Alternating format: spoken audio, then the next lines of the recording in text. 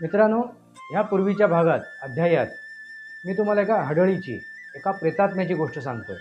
ही थरारक भयानक गोष्ट सांगण्यापूर्वी, त्या गोष्टीकडे वळण्यापूर्वी मी तुम्हाला गणपती विसर्जनाबद्दल थोडक्यात माहिती सांगणार आहे. त्याच्यामागचं शास्त्रीय कारण काय आहे, त्याच्यामागे विज्ञान काय आहे, त्याच्यामागे सृष्टीचं कारण काय आहे, सृष्टीचं संवर्धन कसं आहे, ते समजवण्याचा प्रयत्न करणार आहे.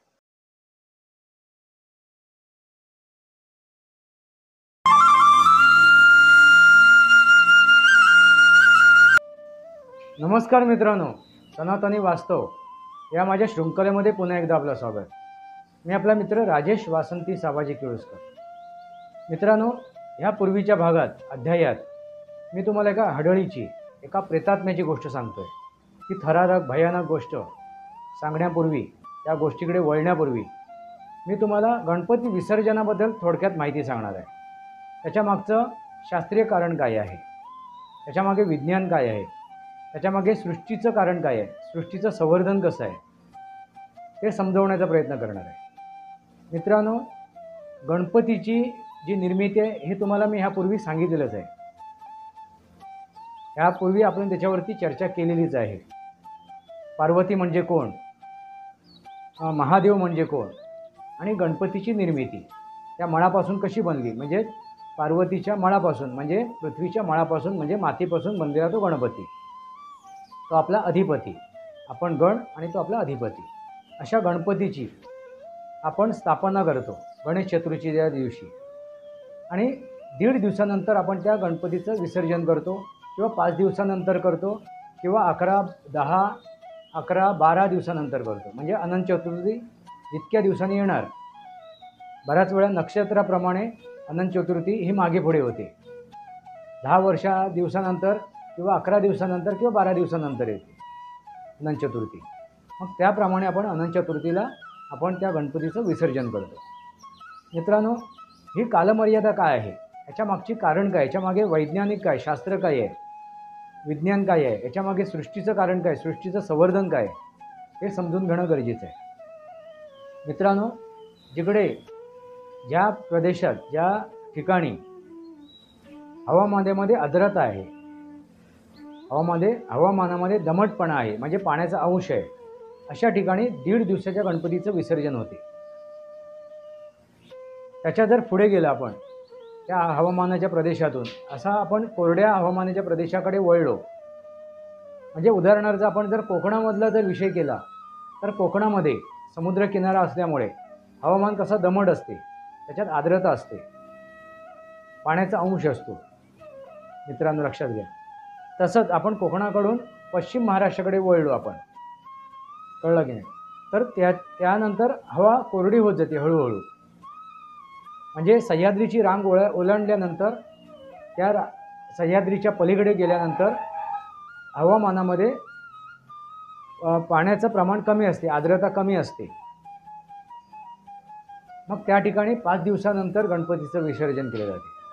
आणि जसं आपण कोरड्या हवामानाकडे जाऊ पुढे त्या प्रदेशामध्ये अनंत चतुर्थीच्या दिवशी, म्हणजे 10 दिवस, 11 दिवस, किंवा 12 दिवसानंतर विसर्जन केले जाते. आता ह्याच्या मागचं कारण काय मित्रांनो?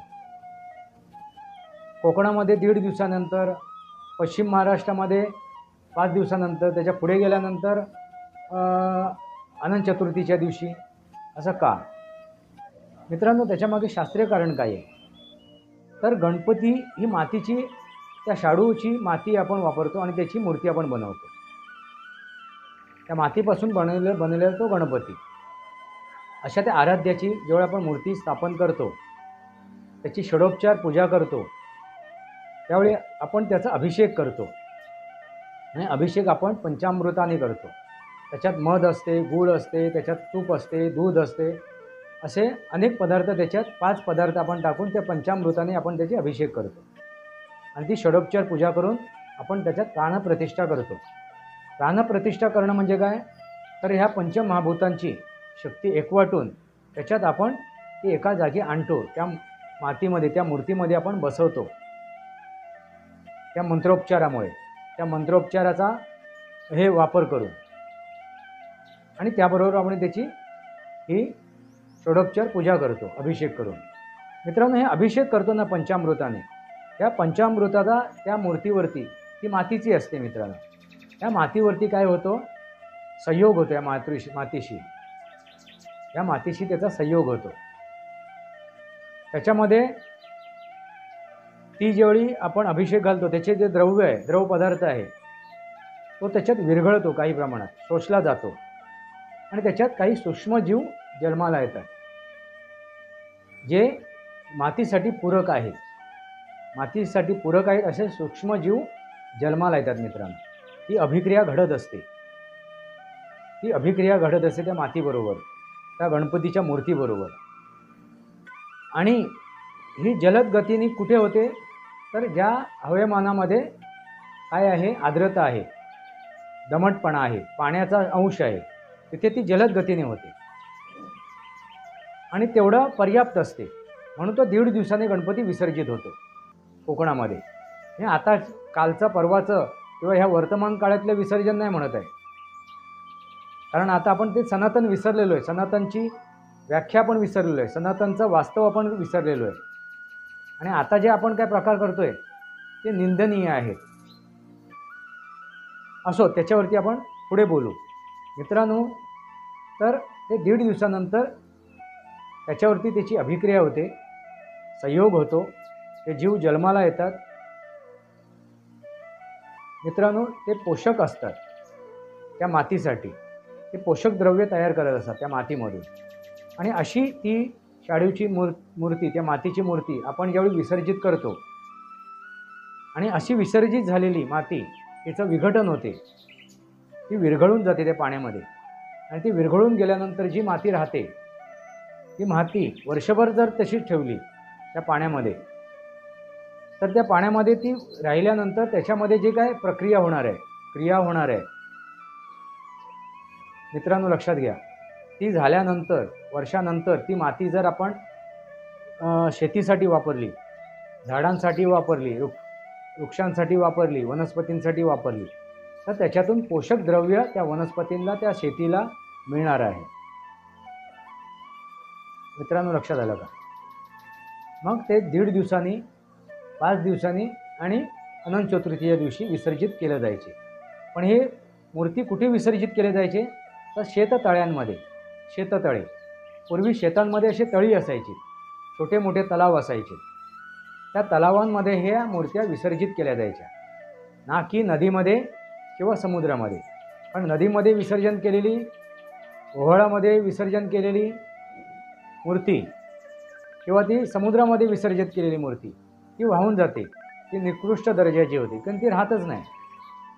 पण ती तळ्यामध्ये, तलावामध्ये विसर्जित केलेली ती मूर्ती, त्याची माती त्या तलावामध्ये राहते, अबाधित राहते आणि वर्षभर त्याच्यावरती प्रक्रिया होत असते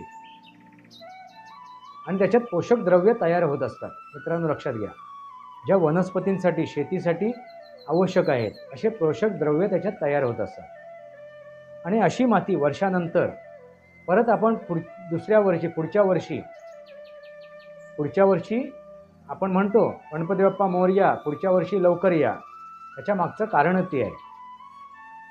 तीच माती आपण परत काय करतो, शेतामध्ये आपण खत ह्या स्वरूपात वापरतो, पोषक द्रव्य म्हणून वापरतो आणि त्या शेतीला आपण काय देतो, पोषण देतो आणि मग ती शेती आपली सुजलाम सुफलाम होऊ शकते मित्रांनो. लक्षात घ्यायच्या मागचं कारण काय आहे, ह्याच्या मागे काय आहे, विज्ञान आहे.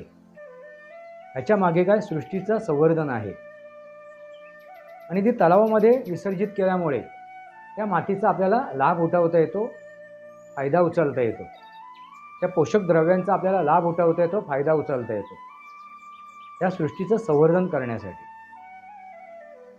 या उलट आपण आता काय करतोय, समुद्रात विसर्जन करतोय किंवा नदीत विसर्जन करतोय. आणि आता आपण काय करतोय, तर प्लास्टरच्या मूर्त्या किंवा कागदाच्या मूर्त्या मित्रांनो, कागदाच्या किंवा प्लास्टरच्या मूर्त्या बनवून त्या विसर्जित करून आपण काय करतोय, तर सृष्टीचा ऱ्हास करतोय. सृष्टीचं संवर्धन नाही करत आहे, तर ऱ्हास करतोय.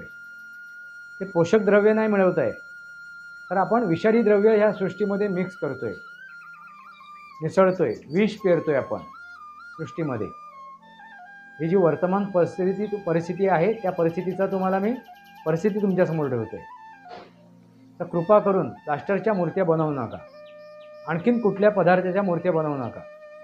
ज्या तर मूर्त्या तुम्ही स्थापित करायच्या असतील, बनवायच्या असतील, त्या मूर्त्या तुम्हाला फक्त आणि फक्त मातीच्याच असाव्या. मग ती सामान्य माती असली तरी चालेल. शाडूचीच माती हवी असं नाही आहे. मित्रांनो लक्षात घ्या. आणि त्याच्यावरती अशा षोडोपचार पूजा जर केली आपण, अशा प्रकारे त्याची जर आपण षोडोपचार पूजा केली, त्याच्यावरती त्या पंचमृताचा अभिषेक केला आणि अशा प्रकारे त्याचं विसर्जन केलं. आता तुम्ही म्हणाल आम्हाला शहरामध्ये कुठे मिळणार तलाव? मग तुम्ही ती एखाद्या टपामध्ये, एखाद्या पाण्याच्या हौदामध्ये ती विसर्जन करू शकता. एक हौद तयार करून का एक कृत्रिम हौद तयार करून आणि ती वर्षभर तशीच पाण्यामध्ये ठेवून जर ती माती जर तुम्ही वापरली तुमच्या कुंडीतील झाडांना किंवा तुमच्या शेतीसाठी, तर तिचा तुम्हाला उपयोग होणार, त्याच्या पोषक द्रव्याचा उपयोग होणार आहे. अन्यथा आपण सृष्टीचा ऱ्हास करणार आहे. मित्रांनो लक्षात आलं का? याच्या मागे काय विज्ञान आहे, काय संस्कृती आहे, काय सत्य आहे. सनातनी वास्तव, सनातनी वास्तव मी तुमच्यासमोर ठेवते मित्रांनो. आणि ते जाणून घेणं गरजेचं आहे आणि त्यानुसार ते सण साजरे करणे गरजेचं आहे. मित्रांनो मूळ व्यवसाय कोणता माहिती आहे काय? आणि सर्वात मोठा उद्योग, सर्वात मोठा व्यवसाय हा एकमेव व्यवसाय आहे, तो म्हणजे शेती व्यवसाय, शेती उद्योग. तो अबाधित राहायला हवा असेल तर हे सगळे सण त्यानुसार साजरे करायला हवे. सनातन संस्कृतीप्रमाणे हे सण साजरे करणे आवश्यक आहे. तरच आपण या सृष्टीचं संवर्धन करू शकतो. तर हा शेती हा व्यवसाय आपण फुलवू शकतो. आपली संस्कृती, आपले संस्कार आपण लयास घालवले आहेत आणि आता आपण करायचं म्हणून आपण सण साजरे करतो. मित्रांनो करायचे म्हणून सण साजरे करतो, त्याच्यामागे काही अर्थ राहिलेला नाही आहे, निरर्थक आहे ते. त्यापेक्षा ते सण साजरेच करू नये. सण जर आपल्याला साजरे करायचे असतील तर ते सनातनाच्या संस्कृतीप्रमाणे, त्याच्या मार्गदर्शनाप्रमाणे, त्या वास्तवाप्रमाणे, त्या सत्याप्रमाणे, त्या शास्त्राप्रमाणे, त्या विज्ञानाप्रमाणे साजरे करणं गरजेचं आहे. मित्रांनो तुम्हाला मी म्हणालो की नक्षत्राप्रमाणे गणपतीचा अनंत चतुर्थीचा दिवस कधी 10 दिवसाचा असो, कधी 11 दिवसाचा असो, कधी 12 दिवसाचा असो. ज्या क्षणी जो नक्षत्र असेल त्या नक्षत्राप्रमाणे त्याचे दिवस कमी जास्त होतात. हा नक्षत्र महत्त्वाचा आहे मित्रांनो. ती तिथी महत्त्वाची आहे. त्या तिथीनुसार आपण काम करणं गरजेचं आहे. मित्रांनो लक्षात आलं का? आपण म्हणतो काय भाकड कथा आहे, हे काय फेक आहे. मित्रांनो हे अवास्तव आहे, ते असत्य आहे. मित्रांनो हे का म्हणतो? कारण आपल्याला वास्तव माहिती नाही, त्याच्या मागचं विज्ञान माहिती नाही. कारण आपण अवास्तवाकडे जास्त वळलेलो आहे, आपण सांकेतिक स्वरूपाकडे जास्त वळलेलो आहे, आपण पौराणिक कथेमध्येच अडकून बसलेलो आहोत. हे वास्तव, ते सत्य आपल्याला समजून घेणं गरजेचं आहे आणि हे वास्तव मी तुमच्यासमोर ठेवलेलं आहे. आता आपण गोष्टीकडे वळूया. त्या हडळीची गोष्ट, त्या प्रेतात्म्याची गोष्ट ती तुम्हाला मी सांगतो आता. त्याचाही वास्तव आपण बोलूया, पण त्या अगोदर ती गोष्ट, पुढची गोष्ट समजणे, ऐकणं गरजेचं आहे. चला तर आपण गोष्टीकडे वळूया. मित्रांनो मी तुम्हाला एक गोष्ट सांगत होतो, ती गोष्ट होती हडळीची, त्या प्रेतात्म्याची. मी तुम्हाला ह्यापूर्वीची गोष्ट सांगितली, जो भाग सांगितला त्याच्या पुढची गोष्ट मी तुम्हाला सांगतो. आम्ही निघालो होतो रस्त्याने, चालत येत होतो. वाटेत काही अंतर चालून गेल्यानंतर, 1-1.5 किलोमीटर चालून गेल्यानंतर आम्ही त्या स्थळी पोचलो होतो जिथे तो हा प्रकार घडला. तो मला मित्र सांगतोय की मला काहीतरी चाहूल झाली आहे, मी कुठेतरी, मला काहीतरी असं दिसलंय, मला काहीतरी भास झालेला आहे. तो म्हणतो इथे काहीतरी आहे, वेगळाच प्रकार मला दिसतोय. मी सुद्धा थोडा साबबलो. मी त्याला म्हणालो अरे बाबा काय नसेल, तुझ्या मनाचा काहीतरी भास झाला असेल, भ्रम झाला असेल आणि आपण रात्रीचं चालतोय म्हणून मनात भीती असेल, म्हणून तू मनात कुठेतरी शंका निर्माण झाली असेल. तू चल, मला पण दिसला पाहिजे ना, मला कुठे काय दिसलं असं म्हणून मी बोललो चल पुढे चल, निघूया पटापट जाऊया घरी.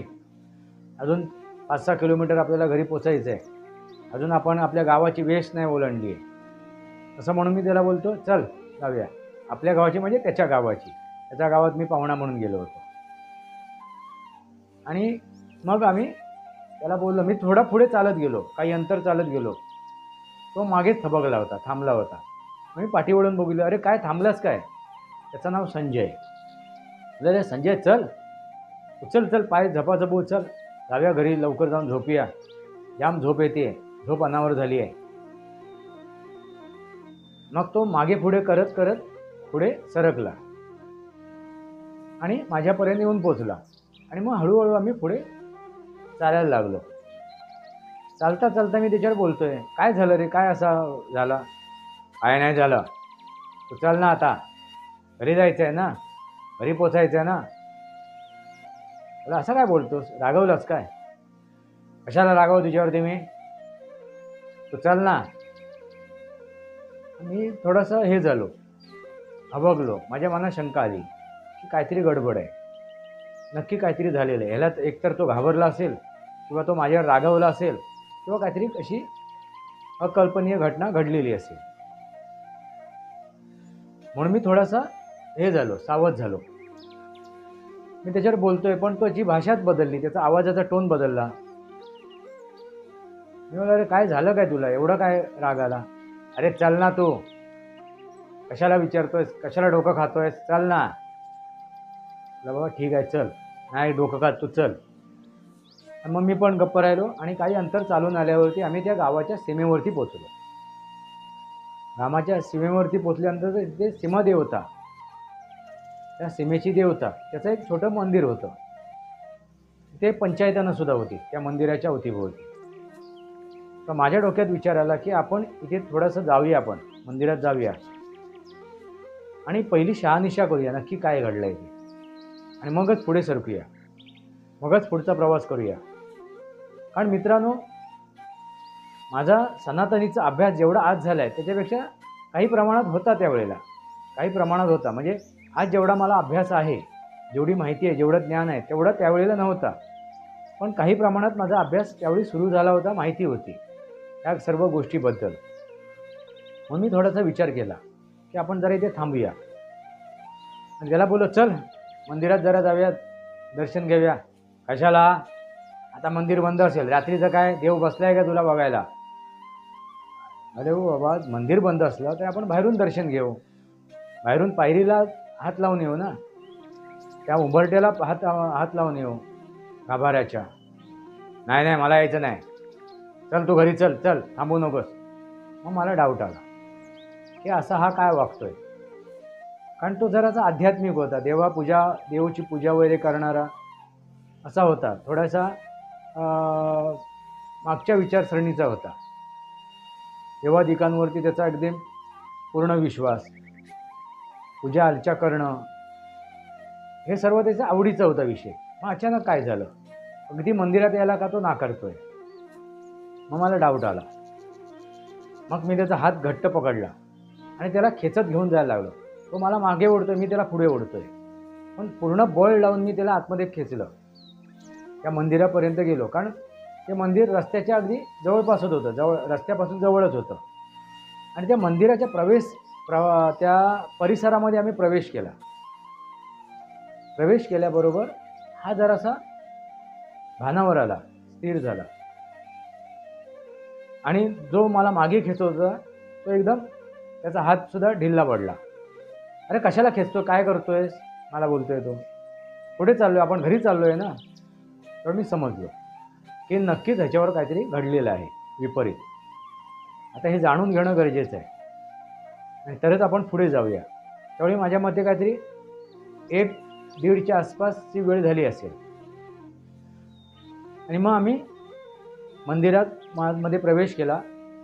त्याचा जो सभामंडप आहे तिथे आम्ही बसलो बाहेर. मोठं मंदिर नाही, छोटंसंच मंदिर. तर त्याला बोललो, इथे चौथऱ्यावरती बस या. त्या सभामंडपाची एक चौथरा, बसण्याची आसन व्यवस्था होती, त्याच्यावरती त्याला मी बसवलं. इथे बस, मी आलो 1 मिनिट. आणि मी मंदिराच्या गाभाऱ्याजवळ गेलो. त्याच्या बाहेर अगरबत्तीचं एक पात्र ठेवलं होतं. त्या पात्रामध्ये अगरबत्तीची राख होती. ती राख उचलली त्या दरवाजामधून, जाळीदार दरवाजा होता, त्या दरवाजामधून मी त्या देवीकडे बघितलं. त्या सीमादेवतेचं आवाहन केलं, ग्रामदेवतेचं आवाहन केलं, कुलदेवतेचं आवाहन केलं आणि थोडंसं तिथे मंत्रोपचार केले आणि ती राख घेऊन आलो. त्याच्या कपाळाला लावली, माझ्या कपाळाला लावली, त्याच्या मुखात घातली, माझ्या मुखातही घातली. बोला असं काय काय झालं, अर्थ काय? अरे बाबा घे लावून, बुको लावून घे, उदी लावून घे, विभूती लावून घे. त्याने ती घेतली लावून सामान्यप्रमाणे. आणि त्याला मी विचारणार होतो की काय घडलं म्हणून, असं काय झालं. मी तेवढ्यात माझं लक्ष बाहेर गेलं, त्या आवाराच्या बाहेर लक्ष गेलं. आणि माझं लक्ष त्या आवाराच्या बाहेर गेल्यानंतर माझ्या निदर्शनात आलं, एक महिला तिथे उभी आहे, एक महिला सदृश्य आकृती तिथे उभी आहे. मित्रांनो लक्षात घ्या, एक स्त्री उभी आहे, सदृश्य आकृती उभी आहे. मी थोडासा बावचळलो आणि मी तिला जरा निरखून बघितलं आणि तिचं परीक्षण केलं, समजून घेण्याचा प्रयत्न केला. आणि मग मी त्याला विचारलं, अरे काय घडलं होतं, काय तू बघितलंस, काय तुला दिसलं? तर तो भानावर होता. तो म्हणाला, अरे तिथे एक बाई उभी होती, पण ती मला जरा विचित्र दिसली. मित्रांनो लक्षात घ्या, मी ज्यावेळी ते बाहेर बघितलं, त्या परिसराच्या बाहेर, त्यावेळी ती स्त्री दिसली आणि तिचं अचकट विचकट हास्य मला दिसलं. असा भास झाला मला. मित्रांनो तसंच वर्णन तो मला सांगतोय. तसं ती जी प्रतिकृती मी बघितली त्या आवाराच्या बाहेर, त्या मंदिराच्या आवाराच्या बाहेर, त्या पंचायतनाच्या बाहेर, तसंच त्यांनी मला ते वर्णन सांगितलं तिचं. थोडासा 19-20 इकडे तिकडे असेल.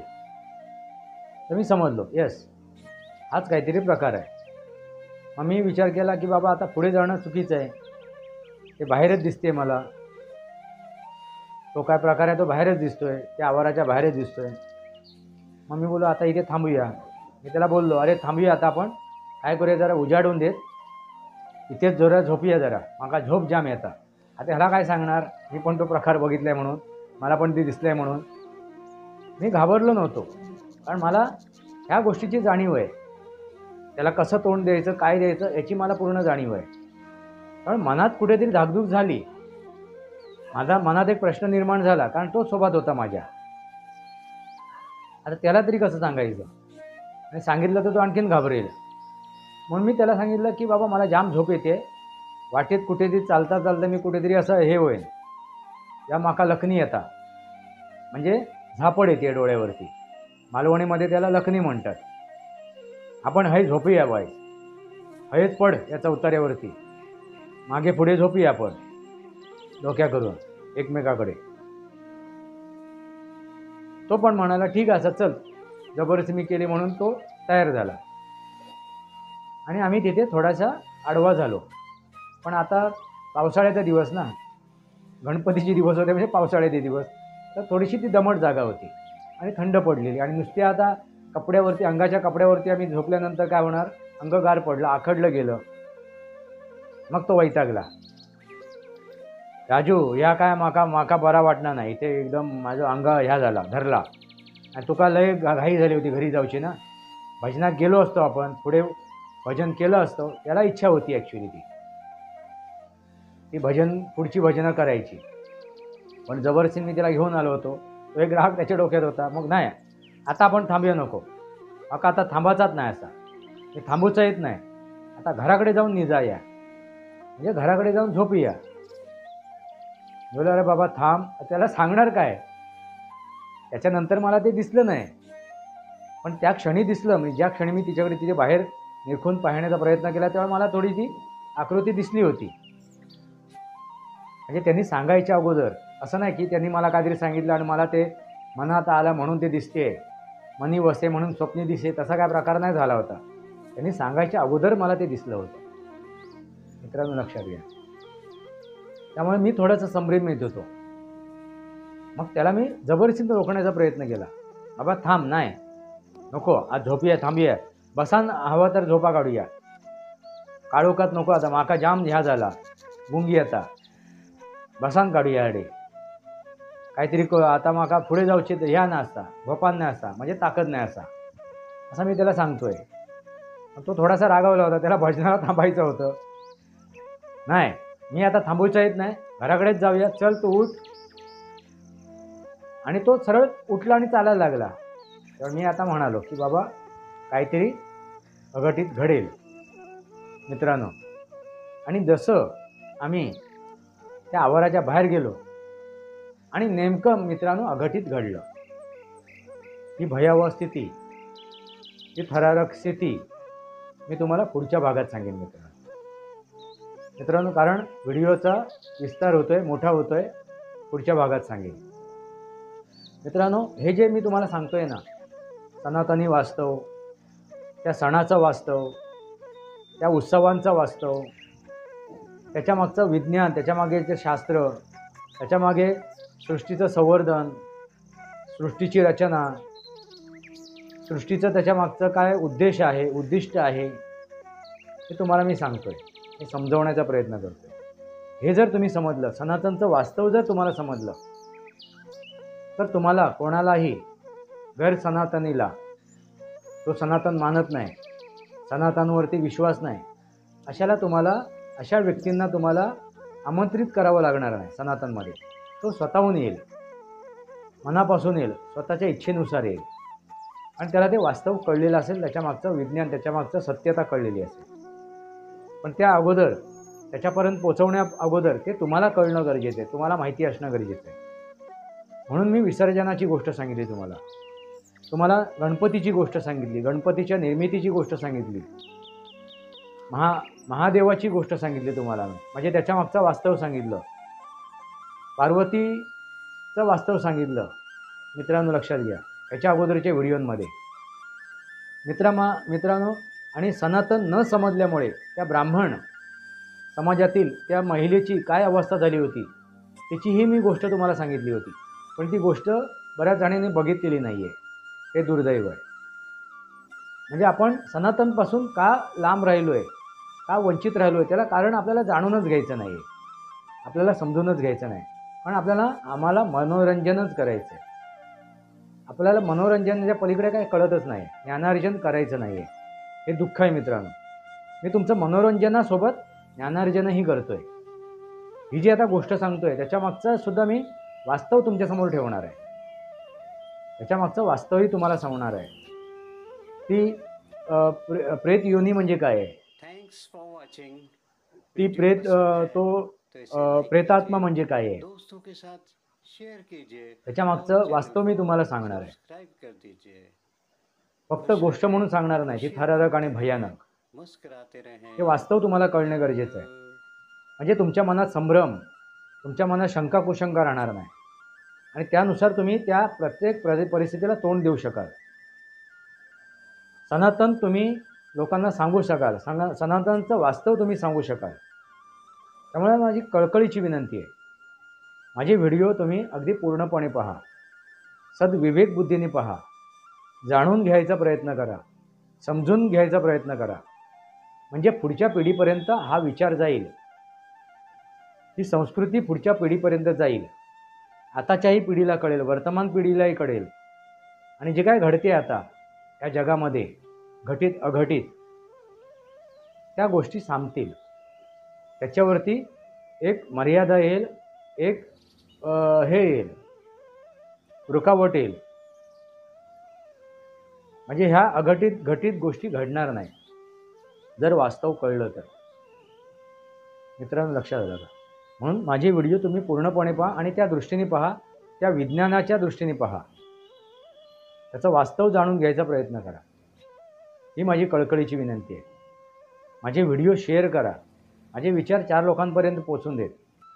जर मी तुम्हाला काय जी माहिती पोचवतोय, पुरवतोय, त्याच्यामध्ये जर तुम्हाला जर कमतरता वाटत असेल, जर ती चुकीची वाटत असेल, त्याच्यामध्ये काय दोष असतील, तेही माझ्यापर्यंत पोचवा कमेंट बॉक्समधून किंवा ईमेल IDच्या मार्फत किंवा माझ्या त्या व्हॉट्सअपवरून किंवा मला फोन करून सुद्धा. कारण ते सर्व मी डिटेल्स माझ्या डिस्क्रिप्शन बॉक्समध्ये टाकलेले आहेत. म्हणून मी असं म्हणत नाही मी सर्वज्ञानी आहे, मी पूर्ण ज्ञानी आहे असं मी म्हणत नाही. माझ्यातही कमतरता असू शकतात, मी ही चूक करू शकतो. त्या चुकावरती तुम्ही माझं लक्ष वेधू शकता, माझ्या कमतरता, माझ्या उणीवा तुम्ही मला दाखवू शकता. मी तुमच्यासोबत चर्चा करतोय, माझी अक्कल पाजळत नाही आहे. आता तुम्ही ठरवा, तुम्हाला काय निर्णय घ्यायचे, काय ठरवायचं, कशा प्रकारे सनातनकडे पाहायचं आहे, माझ्या व्हिडिओंकडे पाहायचं आहे. तुमच्या प्रोत्साहनाची गरज आहे, तुमच्या सहकार्याची गरज आहे. ते सहकार्य जर मिळालं, ते प्रोत्साहन जर मिळालं, तर असेच नवनवीन विषय मी तुमच्यासमोर घेऊन येईन, ते वास्तव समोर घेऊन येईन आणि वास्तवाची ओळख तुम्हाला करून देईन. म्हणजे तुमच्याबरोबर मी ज्ञानार्जनसुद्धा आणि तुमचं मनोरंजनही करेन. आता तुमच्या हातात आहे, निर्णय तुम्ही घ्या. सनातनी वास्तव या माझ्या शृंखलेला सबस्क्राईब करा, बेल आयकॉन दाबा, माझे विचार पडसे लाईक करा, आपले विचार कमेंट बॉक्समध्ये या. तुर्तास इतकंच. भारत माता की जय, वंदे मातरम. जय भारत, जय महाराष्ट्र.